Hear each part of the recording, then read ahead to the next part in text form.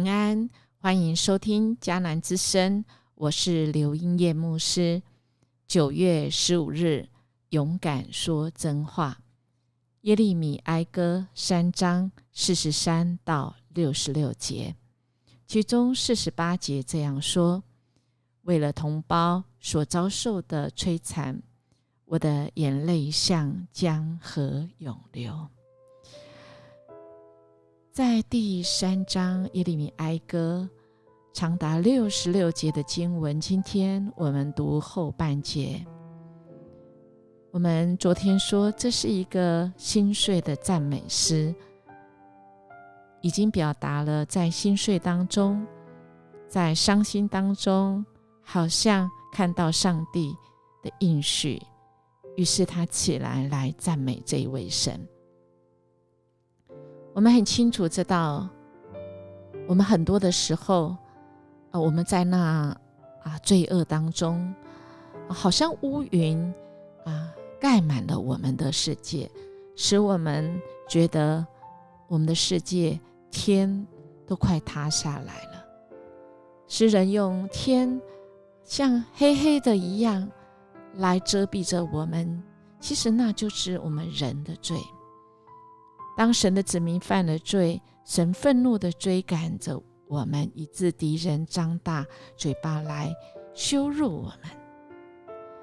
使我们会经历那很恐惧，很被陷害，被残害。那么作者就在这里表达那个很惨状的样子，为人民会遭受灭绝而流泪如何他每天昼夜在流泪，不住悲叹，来呼求神，恳求神从天上垂听观看，因为人民受苦。其实神的心更苦痛因为我们都是他所爱的。我们的主真的不愿意我们陷在那罪恶中，乃愿意我们都能够人人来悔改。在我们人生的际遇中，我们其实最悲惨的是那我们秉公义，但是忠心侍奉，我们却被恶人一再的陷害。耶利米在他一生中当先知宣告神话语的时候，就曾经被丢在那个枯干的井里面并且也被抓到牢里鞭打恐吓，甚至被赶出去那个国境。他生命非常的危险当中，其实他经历到上帝伸手来拯救他。这耶利米他有这个经验他在耶利米书的时候在这里53节也说，他们使我的命在牢狱中断绝，并将一块石头抛在我身上，来比喻整个国家陷入在罪恶中。如果人民悔改求告神，其实是可以被神怜悯跟搭救的。我们的神没有应许我们，特别是他的仆人免受逼迫，但是我们的神应许他必与我们同在，他要垂听我们的呼求，他要与我们同在。在58节这样说，主啊，你申明了我的冤，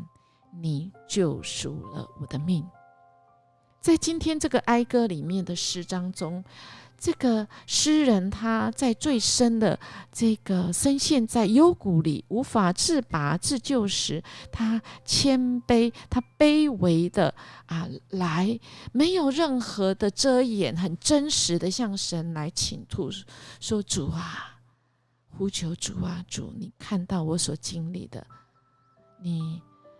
看到我所受的这些，主啊，你知道敌人怎么对待我，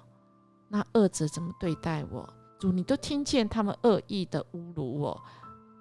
他们怎么陷害我们，他们整天怎么骂我，攻击我，嘲笑我，甚至唱歌来讥笑讽刺我。可是我是神的仆人，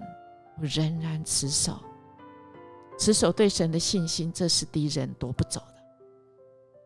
所以用信心来呼求说，主啊，不要丢弃我，主你不会丢弃我，也万万不要不理我，主啊，求你为我伸冤，